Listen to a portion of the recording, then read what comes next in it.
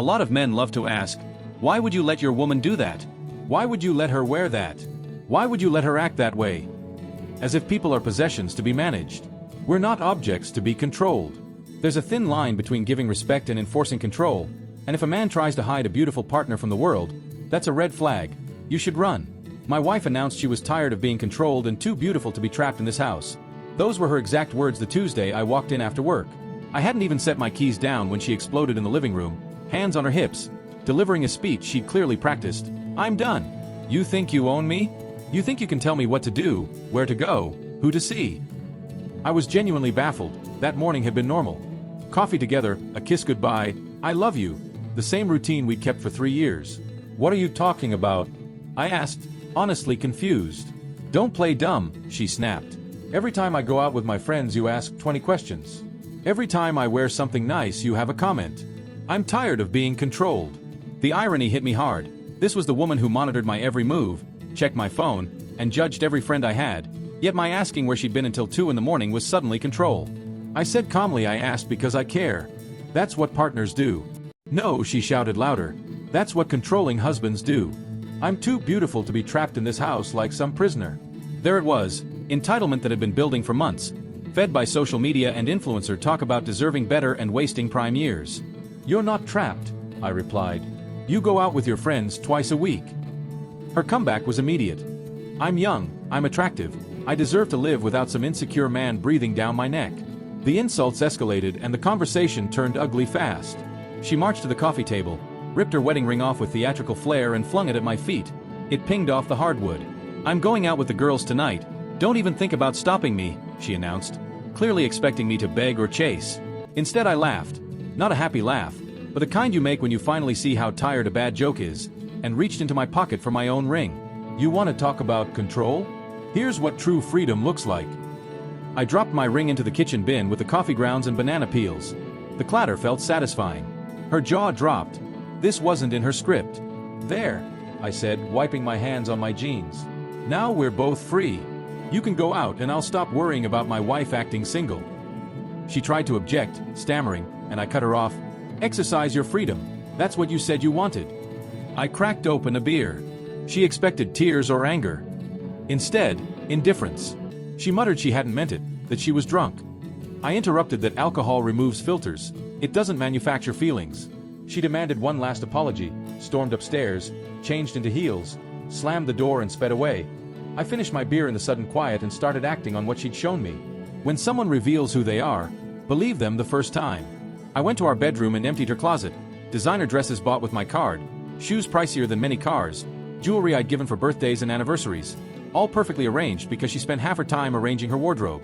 I grabbed trash bags and began. The little black dress she wore to a friend's wedding while complaining my suit was boring, the crop tops she defended as fashion when I said they seemed inappropriate for marriage, the jeans that were more holes than cloth, each piece a boundary she'd crossed while accusing me of control. I wasn't angry anymore. I was methodical. Her makeup took up half the bathroom counter. Foundations, lipsticks, eyeshadow palettes, $40 brushes. Into the bags it went. Perfumes, hair products, face masks and scrubs promising to keep her 25 forever, bagged. The jewelry box was next. Earrings, necklaces, bracelets, rings, many gifts from times I thought generosity bought respect. I now understood respect can't be purchased. While I worked, I pictured her downtown, getting ready for the club where she and her friends chased attention from men half their age. An hour spent posing for selfies, practicing a pout, ordering overpriced fruity cocktails that tasted like candy. She'd complained for years that I didn't appreciate her beauty or notice how other men looked at her. Tonight she'd test that theory without a ring to hold her back. I packed books, phone chargers, decorative pillows that cluttered the bed, the barely used yoga mats, resistance bands still in packaging, workout clothes bought but never worn, 12 trash bags by midnight, 12 bags of a life she walked away from without a second thought. I sat on the couch and looked around. Quieter, not empty. Clean, not chaotic. Peaceful instead of tense. Her first text arrived, having the time of my life, this is what freedom feels like, and I didn't reply. True joy doesn't need to be broadcast. An hour later another text, you have no idea what you've lost. I still didn't respond. People genuinely happy don't text exes to prove it. I slept better than I had in months. No temperature complaints, no tossing and turning, no passive-aggressive digs. Just silence and the satisfaction of choosing self-respect over desperation. She wanted to experience freedom. I was about to show the difference between freedom and abandonment. At 6 I was back to work. The 12 bags were only the start. More stuff was scattered around than I'd realized. Yoga DVDs promising quick results, self-help books about finding an inner goddess, essential oils claiming to cure headaches and spiritual emptiness, all bagged and staged on the curb like a yard sale nobody wanted. Next I handled the technical stuff. The digital lock she insisted we install for security, she was right about that, had its master code changed and her fingerprint deleted. The garage opener was reprogrammed to ignore her remote. She treated that remote like a hotel key she didn't pay for. While I worked, I remembered her desperate texts through the night, each fishing for a response that never came. The last one, "Maybe we should talk when I get home," told me her night hadn't gone as planned. I stood in the driveway looking at the bags lined up like refuse and thought about how 3 years of marriage had been reduced to garbage on a curb. My neighbor retrieved his newspaper and gave me a curious look. I waved and went back inside. The house felt different, lighter, as if a weight I'd carried for months had been lifted. Every complaint about being trapped, every accusation of control, every dramatic declaration about deserving better. I made coffee and sat at the table tracing the patterns I'd ignored. About 6 months earlier she'd started that "I'm too beautiful to be controlled" narrative after joining an online group where any boundary in a marriage was framed as oppression. I tried to engage reasonably at first, asking what she needed, how I could support her, how we could work together, but each attempt became an argument about my flaws. The truth was I hadn't been controlling her. I'd enabled her. I paid for a $300 dress to avoid a fight, stayed up worrying rather than setting boundaries when she stayed out until 2, let public disrespect slide to keep peace. That wasn't love. It was weakness with a polite label. My phone buzzed, another text, "I'm coming home. We need to talk." The timestamp read 4:30 a.m. Her night of freedom had apparently ended early. I didn't reply. I showered, dressed, and prepared for work. Meetings at 9, deadlines that wouldn't wait because my wife decided to have a crisis.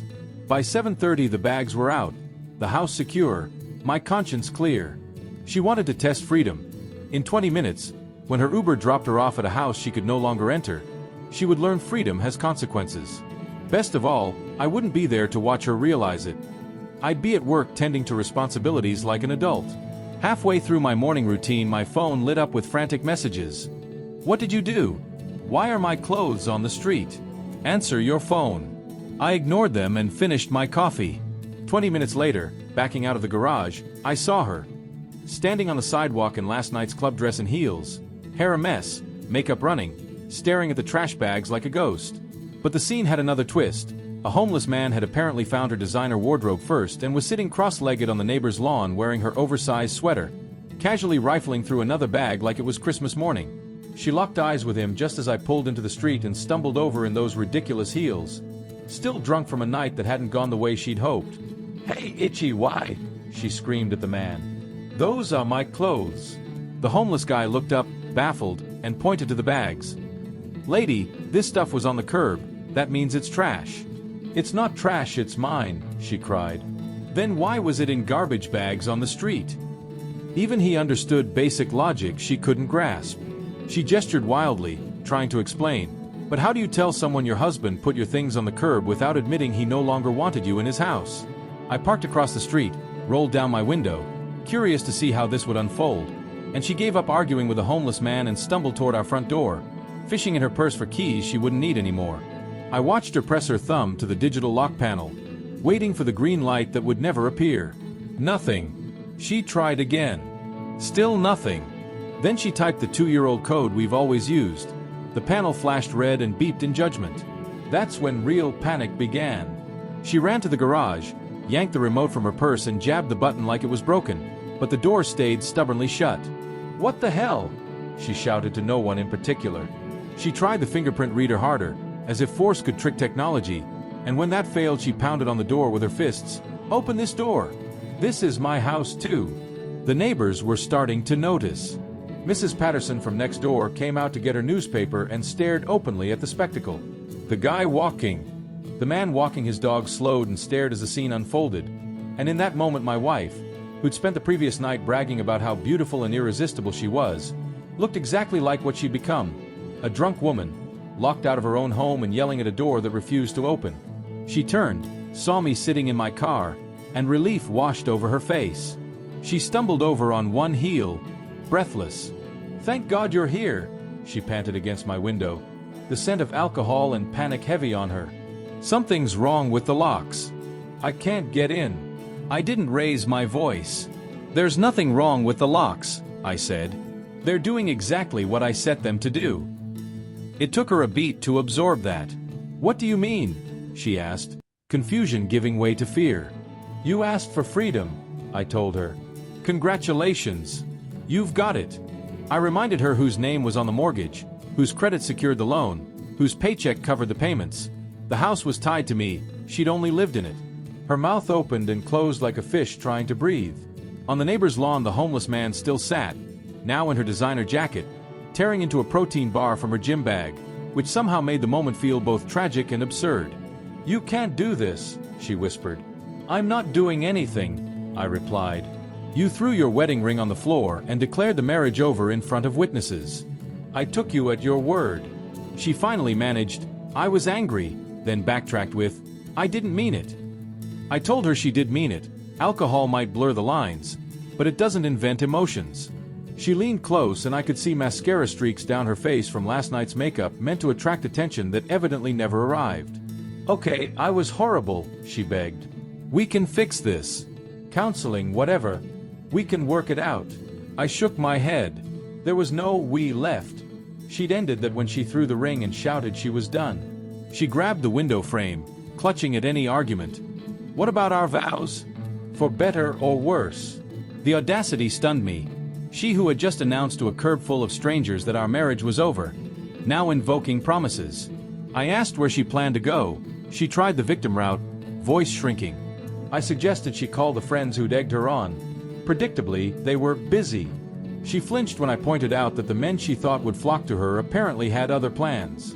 I started the car. "I have to get to work," I said. "You'll have to sort out your new life. Adults live with the consequences of their choices."